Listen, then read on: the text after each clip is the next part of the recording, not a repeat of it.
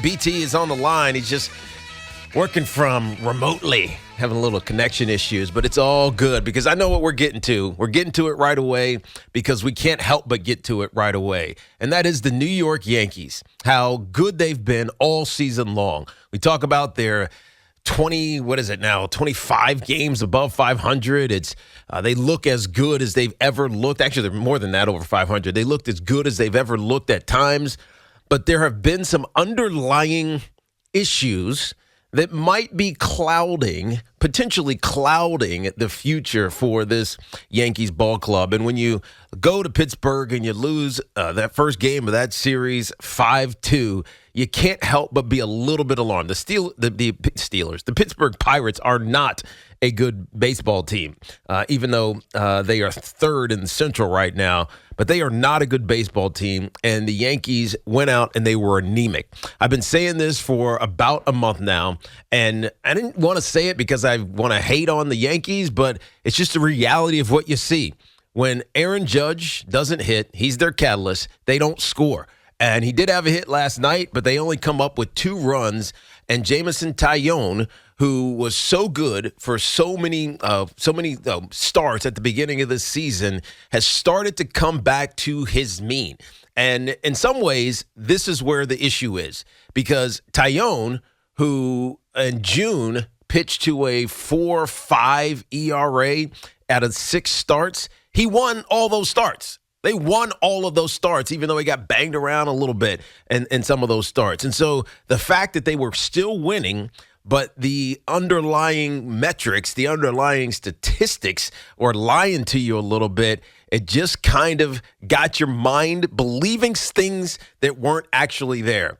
But to me, the bigger issue is not necessarily about Jameson Taillon. It's about these bats. These bats have to come alive in different ways than what they have been doing over the last couple of weeks now. We've seen the walk-offs. We've seen Stanton go massively yard. We've seen Aaron Judge do his thing. We've seen a lot of different ways that these Yankees have won, but they need a bat. And the question that BT and I were discussing before the show, and he'll get on in a second and we'll talk about it, was what's more important for the Yankees? Man, they're 58-23. They're not concerned about what their record is. They're 35 games over 500. We're not concerned about what their record is. We're concerned about what they need if they're going to be a team that ultimately can win a World Series. Is it a bat or is it an arm? And I come down on the bat side.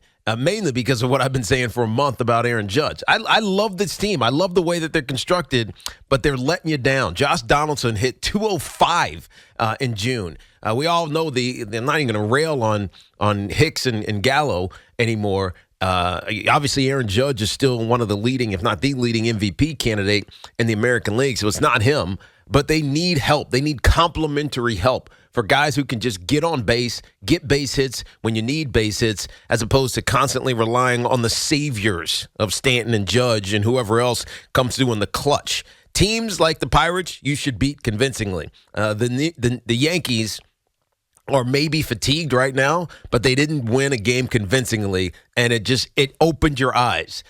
We looked at this game yesterday. We said, look, this game, they're going to score 9 runs. The Yankees might score 9 runs in this game and just walk away with this series. Taillon, we figured he'd give up a couple, but we always assume that the Yankees are going to come through with their bats, and the Yankees have not come through with their bats over the last few weeks. We had a statistic, and I don't have it in front of me, but the statistic about how the Yankees are hitting right now in clutch situations is gotten a little bit troublesome.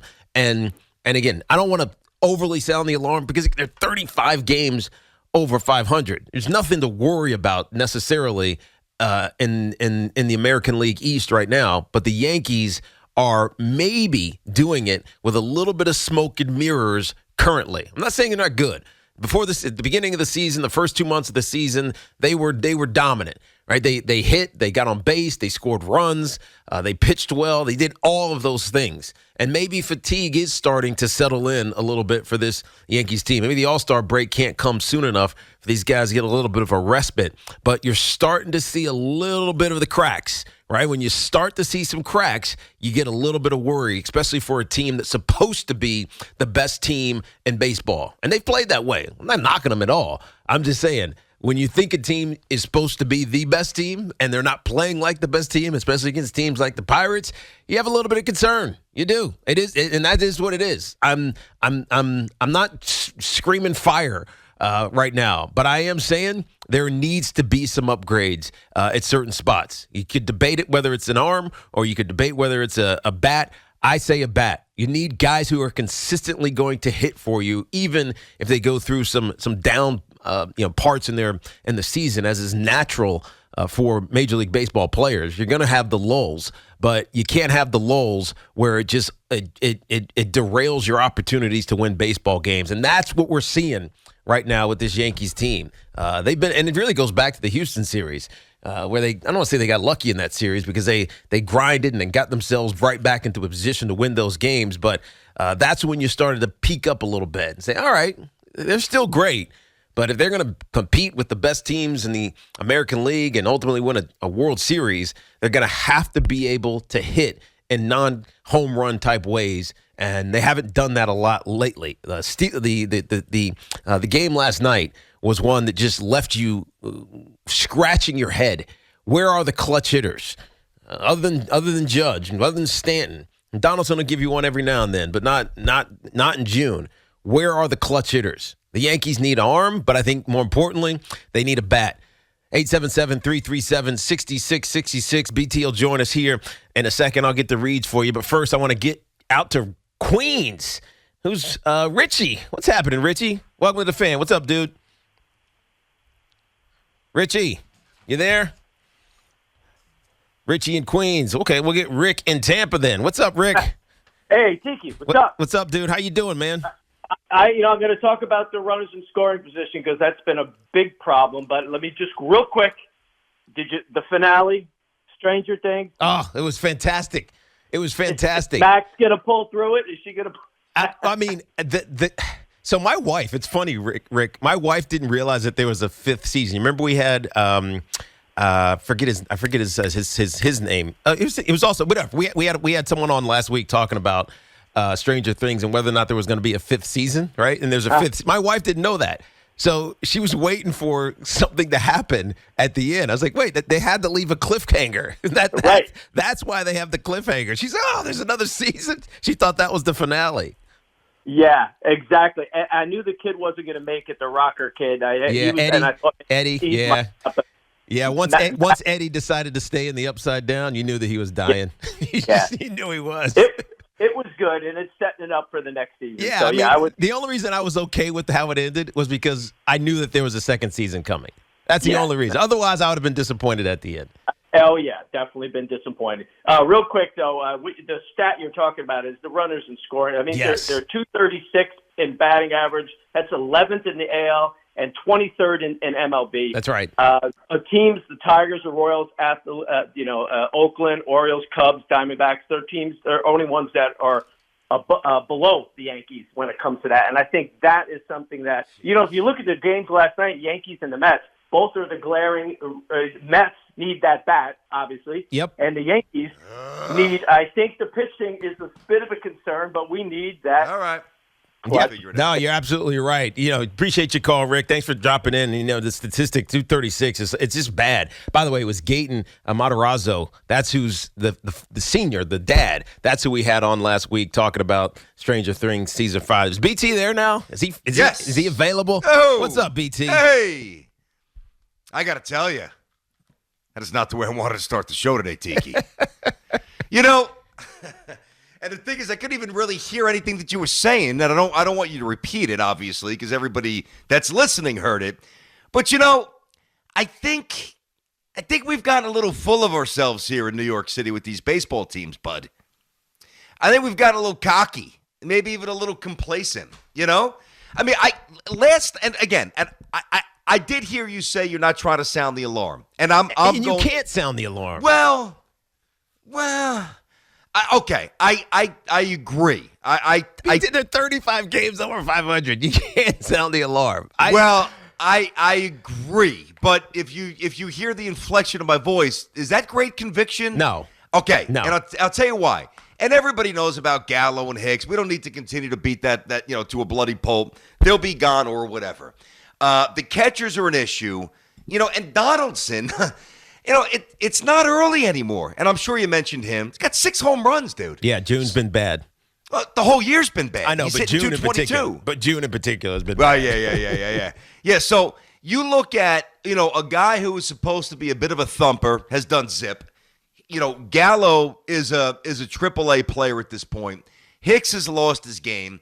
The catchers, I do like Trevino. He's had some nice moments, but too sporadic. And LeMahieu has not had the type of season that I think many of us thought that he would, bouncing back from the injury after a down year a year ago. So, yeah, it's not sound the alarm time, but it's definitely it does illuminate what you've said for a while, which I've been a little reluctant to embrace. Mm-hmm. If Judge doesn't do damage, the Yankees really don't do much damage. Yeah, and that's what gets after me, is that the fact that I want this team to be complete, and I think they potentially could be complete, but we know that there are holes and they're starting to show themselves, BT, and I think that's what's getting at me a little bit, despite how good they've been. And again, I'm not complaining. I'm not saying this is the sky is falling and woe is me, but when you play a team like Pittsburgh and you're just supposed to beat them. You know what I mean? You're just supposed to go in there and handle your business.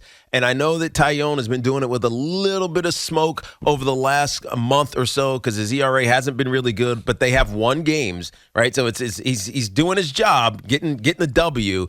But sometimes teams will take advantage of you when you come back to, you're mean a little bit. And that's what's happened with Tyone. And when you don't score to combat that, when Judge is the only one that's consistently getting big hits, then you're not going to win those games, and it just feels bad. It's not like it's a dire situation.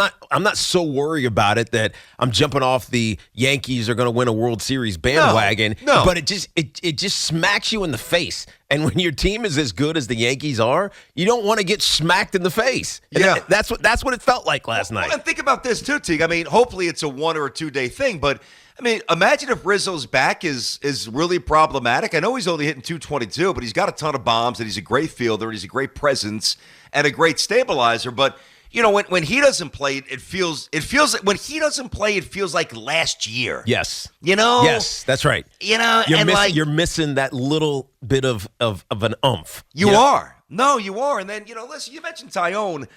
We were listen, 9-2 is 9-2, but we also know that win-loss record is almost as antiquated as a batting average stat.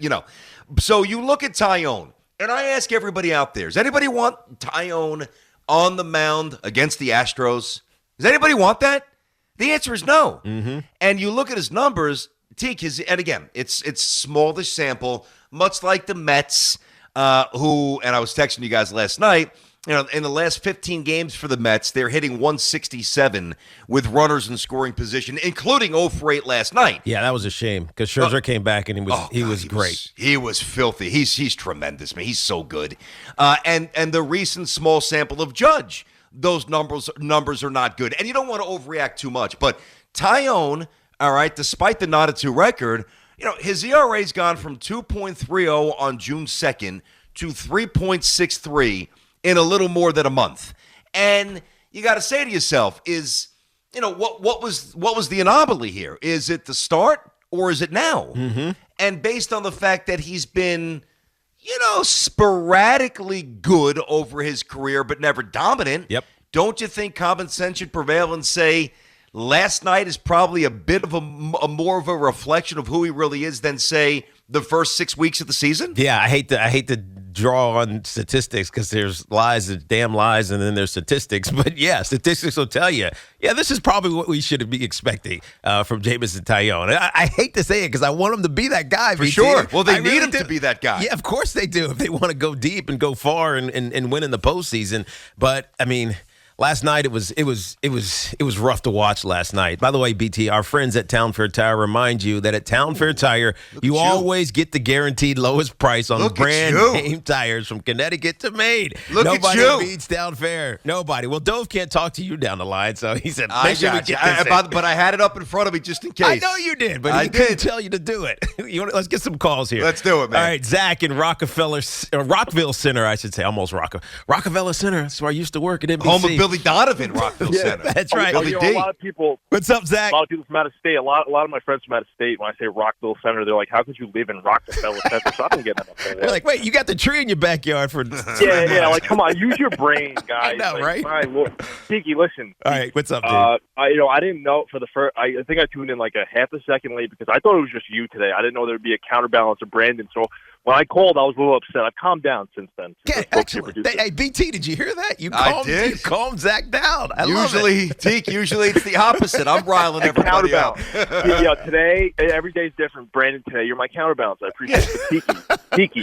Tiki, man. Let's hear it, Zach. Oh, it's a 162-game season. I know that you know everything I'm about to say. Yes. It's a 162-game season. Jose Quintana is having a bit of a renaissance of a year, okay? It's July, 5th? July 6th. And every team, I can't think of specifics, but the 2018 Red Sox, the 2020 Dodgers, they added pieces that they needed because the Braves season, last year. Yeah, the Braves were the prime example last year. Peterson. Exactly. They added Soler. So throughout 162 games, you're gonna see holes. I guarantee you, the Mariners had holes in 2001. The '98 Yankees probably didn't. But what I'm saying is, you're gonna see it, and I know that you see it, and I appreciate you bringing it up. But you're also you're saying that you're not screaming fire while screaming fire. You are, Tiki. I'm screaming little fire. I'm screaming, man, these statistics, they're really bothering me. And when it shows up on game day against Pittsburgh, it's a smack in the face. Again, it doesn't hurt. It's kind of like someone's playfully hitting you in the side of the face, and you're like, yeah, that's cute, but you're really annoyed as hell. That's what it feels like.